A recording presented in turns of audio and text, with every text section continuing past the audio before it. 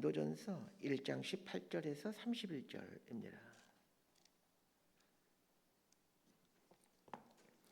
고린도전서 1장 18절에서 31절까지 말씀 번갈아 가며 읽습니다. 제가 먼저 읽겠습니다. 십자가의 도가 멸망하는 자들에게는 미련한 것이요 구원을 받는 우리에게는 하나님의 능력이라.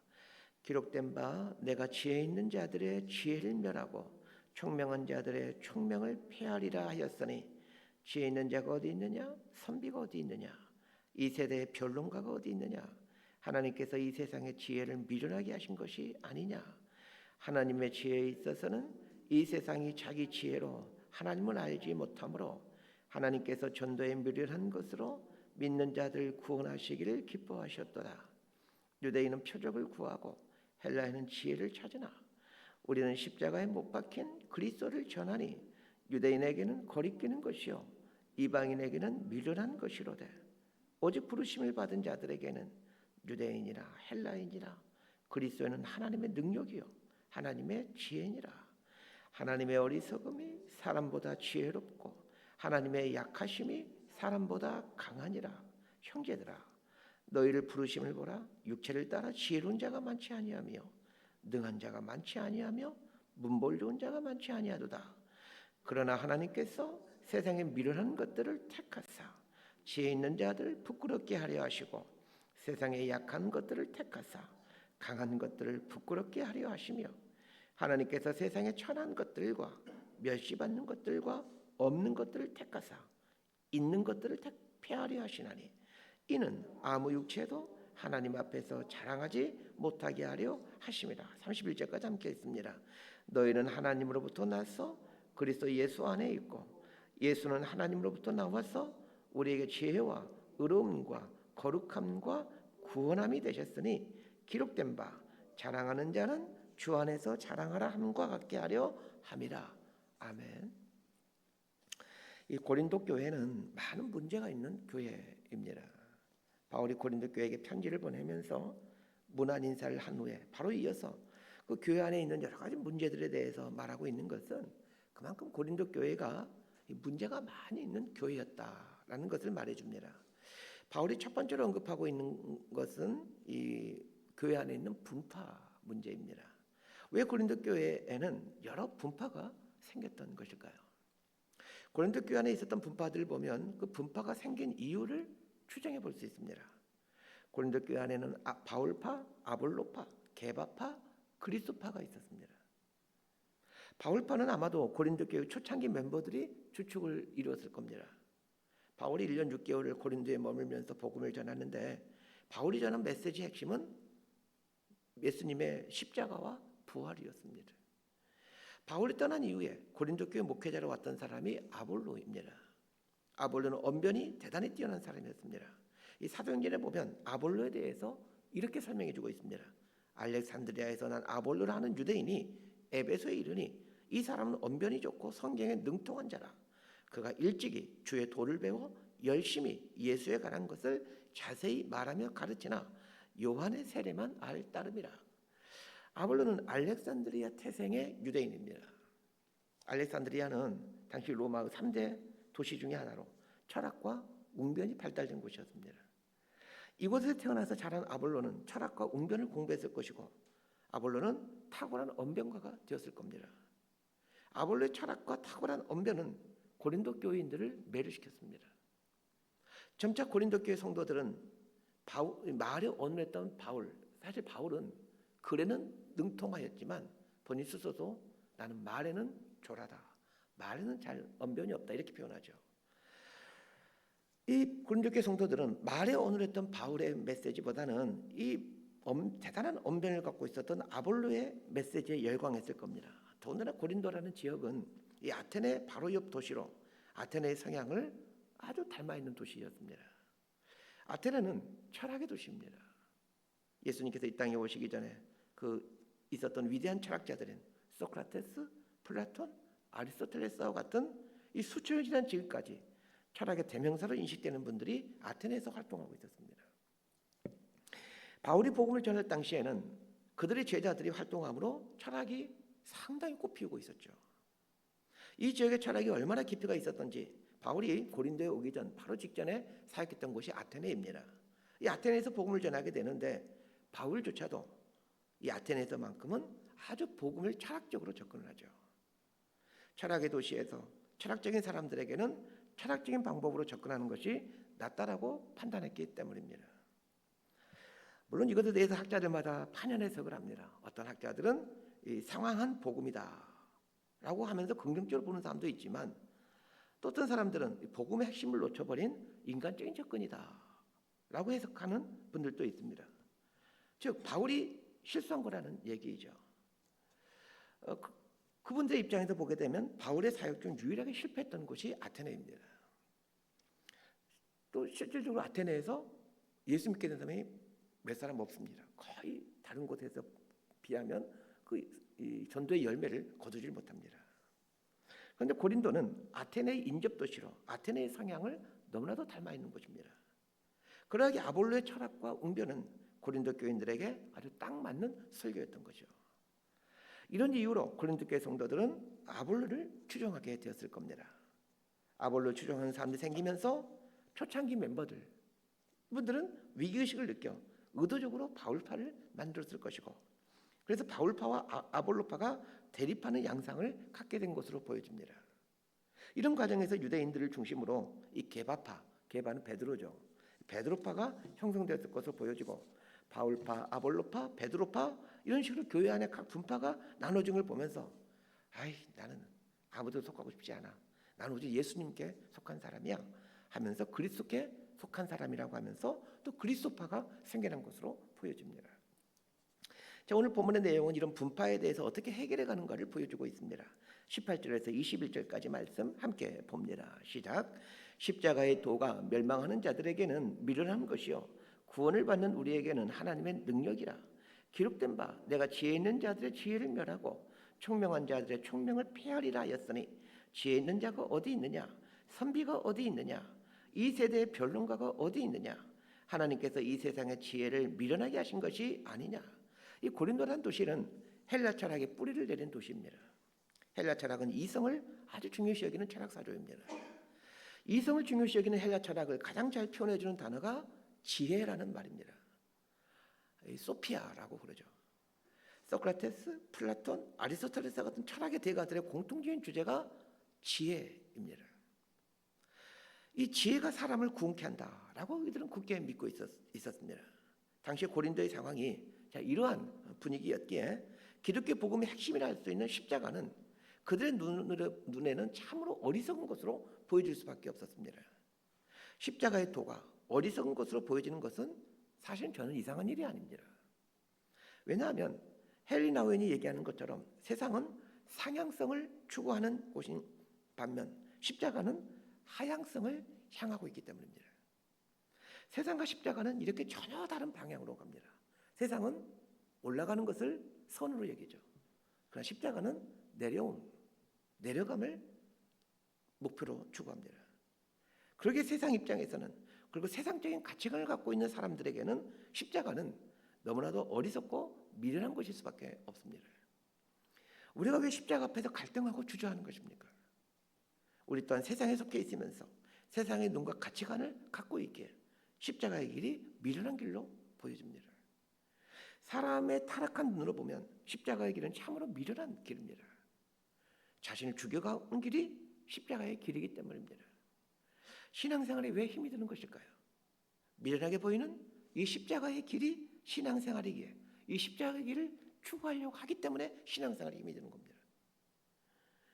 세상 사람들은 다 세상의 방식, 즉 상향성을 추구하는데 올라가는 것, 높아지는 것을 추구하는데 십자가는 하향성을 추구합니다. 그리고 하향성을 요구하죠.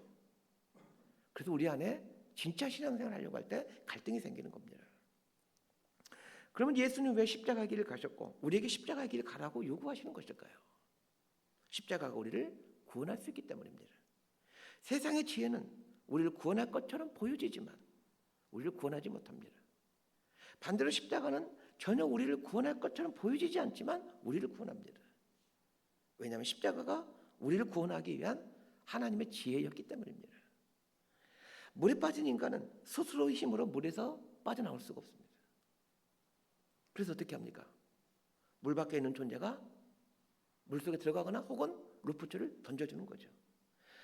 물 밖에 있던 존재가 물속으로 들어가서 그 사람은 어떻게 합니까? 힘을 쭉 빼버리죠. 가서 머리를 친다든지 해가지고 기절시키죠. 그래서 끌고 나오는 겁니다. 죄에 빠진 인간은 스스로의 힘과 지혜로 죄에서 빠져나갈 수가 없습니다. 외부에서 건져줘야만 가능합니다. 외부에 계신 분이 하나님이시고 외부에서 던져놓고 구원의 밧줄 루프줄이 십자가입니다. 그래서 십자가가 하나님의 능력입니다. 세상의 지혜가 우리를 구원할 수 없는 두 번째 이유는 세상의 지혜는 하나님을 알지 못하게 하기 때문입니다.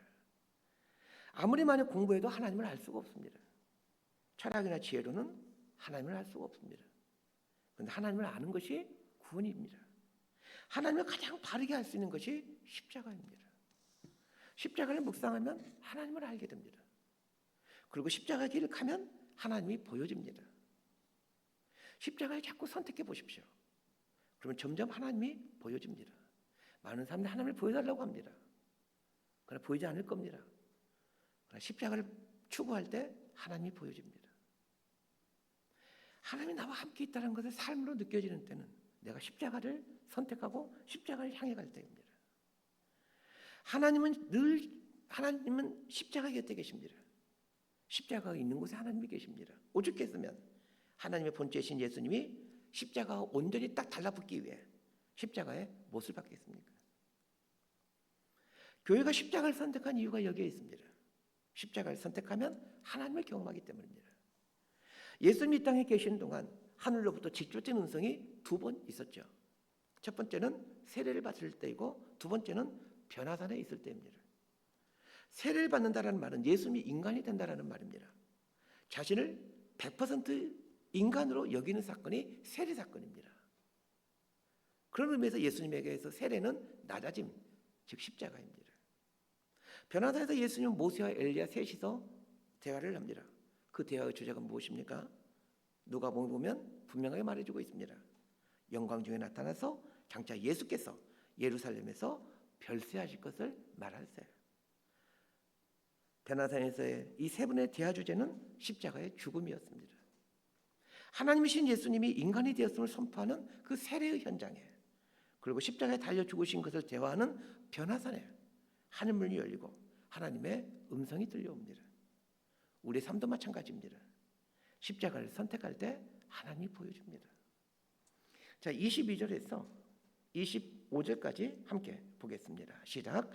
유대인은 표적을 구하고 헬라인은 지혜를 찾으나 우리는 십자가에 못 박힌 그리스도를 전하니 유대인에게는 거리끼는 것이요 이방인에게는 미련한 것이로되 오직 부르심을 받은 자들에게는 유대인이나 헬라인이라 그리스도는 하나님의 능력이요 하나님의 지혜니라. 하나님의 어리석음이 사람보다 지혜롭고 하나님의 약하심이 사람보다 강하니라. 유대인은 표적을 구하고 헬라인은 지혜를 찾는다라고 말하고 있습니다. 유대인은 성경에 아주 능통한 사람들이죠. 하나님에 대해서 전문가들입니다. 그런데 그들은 표적을 찾습니다. 표적은 능력이나 기적을 말하죠. 마태복음 12장 38절에 보면 서기관과 바리새인들이 예수님께 와서 표적을 보여주기를 간청하는 내용이 나옵니다. 마태복음 12장 38절 제가 읽어드릴게요. 그때 서기관과 바리새인 중 몇 사람이 말하되 선생님이여 우리에게 표적을 보여주시기를 원하나이다. 서기관과 바리새인들은 율법의 전문가들입니다. 그런데 그들은 표적을 구하고 있습니다. 하나님께서 능력을 행하고 있는 것을 보고 싶다는 얘기입니다. 오늘날 적잖은 그리스도인들이 이런 표적을 구하고 있습니다.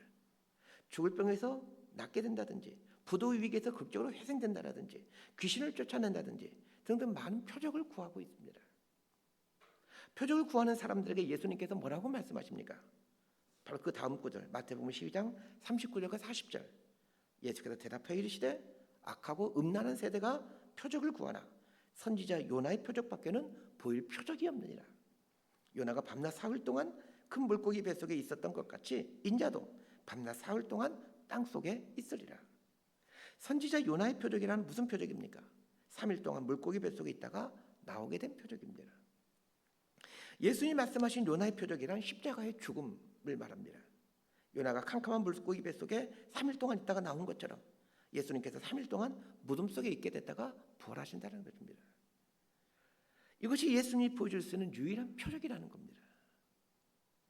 눈에 보이는 기적이나 능력이 우리를 구원하는 것이 아닙니다. 십자가가 우리를 구원합니다. 기적을 구하고 능력을 요구하는 유대인들에게 예수님의 십자가는 거리끼는 것이 될 수밖에 없습니다. 지금까지도 이스라엘 사람들이, 그 성경에 박식한 이스라엘 사람들이 왜 예수님을 메시아로 믿지 않고 거부하는 것일까요? 그들이 생각하는 메시아는 표적을 보이고 능력을 행하는 사람입니다. 십자가에 달려 비참하게 죽는 예수님은 도저히 메시아가 될 수 없다는 겁니다. 십자가는 이성적으로 도저히 받아들일 수가 없는 것입니다. 그런데 하나님께서 부르신 자들은 십자가에 달리신 예수님이 하나님의 능력이요 하나님의 지혜라는 것을 알게 되고 믿게 됩니다. 사람이 추구하는 능력과 하나님의 능력은 이렇게 정반대입니다. 사람이 추구하는 지혜와 하나님의 지혜는 이렇게 다릅니다. 우리에게 언제 능력이 생깁니까? 십자가를 붙들 때입니다. 우리에게 언제 지혜가 생깁니까? 십자가를 묵상하고 십자가의 길을 갈 때입니다. 십자가는 무력함을 상징합니다. 십자가 달리신 예수님을 생각할 때마다 왜 저분은 저렇게 무기력하게 있는 것일까? 생각이 듭니다. 그러나 이런 무력함이 하나님의 능력입니다. 인간의 포악에 대해 하나님은 무력함으로 인간의 포악을 덮으십니다. 인간의 교만에 대해 하나님은 낮아짐으로 인간의 교만을 덮어가십니다. 십자가는 하나님의 지혜이고 능력입니다. 그러기에 우리가 평생 붙들고 묵상해야 할 것이 십자가입니다. 그러나 내게는 우리 주 예수 그리스도 십자가 외에는 결코 자랑할 것이 없노라는 바울의 고백이 우리 신자들의 고백이 되어야 합니다. 자, 26절에서 31절까지 말씀 함께 읽습니다. 시작. 형제들아 너희를 부르심을 보라. 육체를 따라 지혜로운 자가 많지 아니하며 능한 자가 많지 아니하며 문벌려운 자가 많지 아니하도다. 그러나 하나님께서 세상의 미련한 것들을 택하사 지혜 있는 자를 부끄럽게 하려 하시고 세상의 약한 것들을 택하사 강한 것들을 부끄럽게 하려 하시며 하나님께서 세상의 천한 것들과 멸시받는 것들과 없는 것들을 택하사 있는 것들을 피하려 하시나니 이는 아무 육체도 하나님 앞에서 자랑하지 못하게 하려 하심이라. 너희는 하나님으로부터 나서 그리스도 예수 안에 있고 예수는 하나님으로부터 나와서 우리에게 지혜와 의로움과 거룩함과 구원함이 되셨으니 기록된 바 자랑하는 자는 주 안에서 자랑하라 함과 같게 하려 함이라. 저는 고린도전서에 나오는 이 부분을 읽을 때마다 가장 먼저 생각나는 것이 있습니다. 이거 내 얘기네 하는 것입니다. 인간적으로 봤을 때 지혜롭지도 않고 능력이 없고 집안이 좋지 않는 사람을 얘기하고 있는데 그 사람이 저입니다. 그런데 저만 여기에 해당됩니까? 혹시 여러분 여기에 해당되지 않습니까?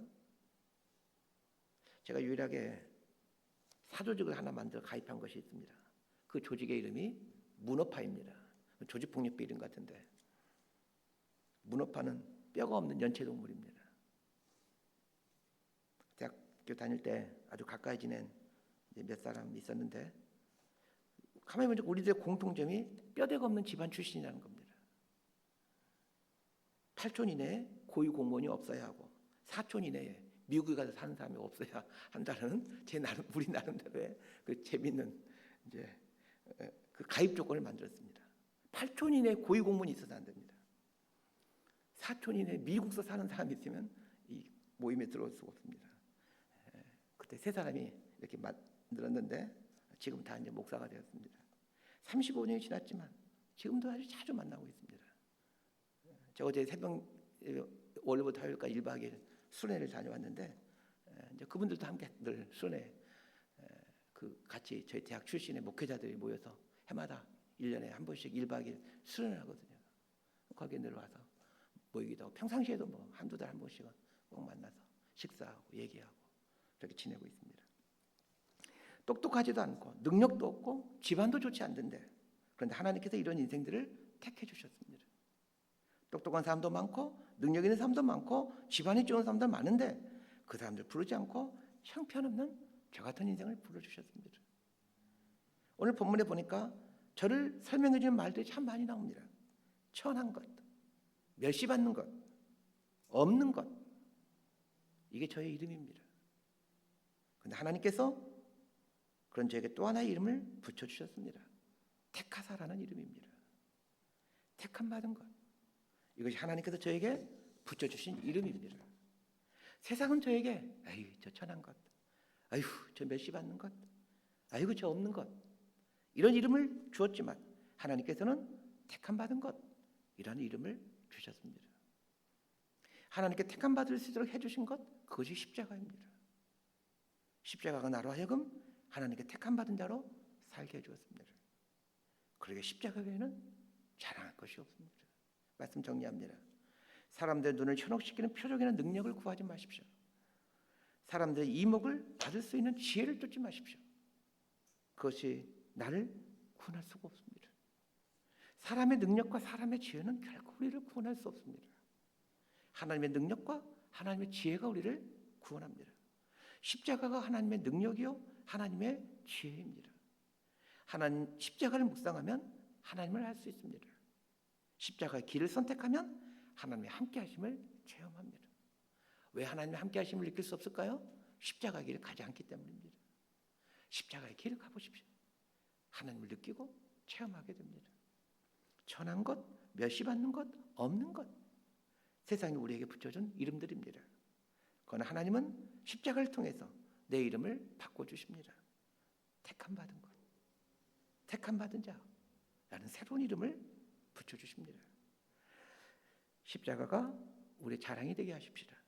십자가의 길이 우리가 걸어가야 될 길이 되게 하십시다. 이 사람이 하나님의 사람입니다. 이렇게 살아가는 저와 여러분이 되기를 진심으로 소망하고 축복합니다. 기도하겠습니다. 하나님 아버지, 우리의 이름이 천한 것, 멸시받는 것, 없는 것이십니다.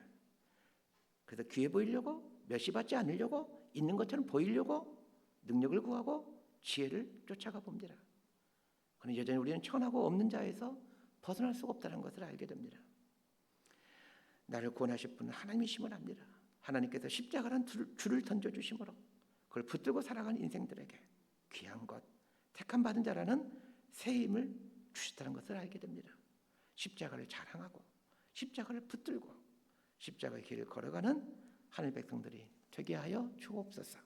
예수님 이름으로 기도드리옵나이다.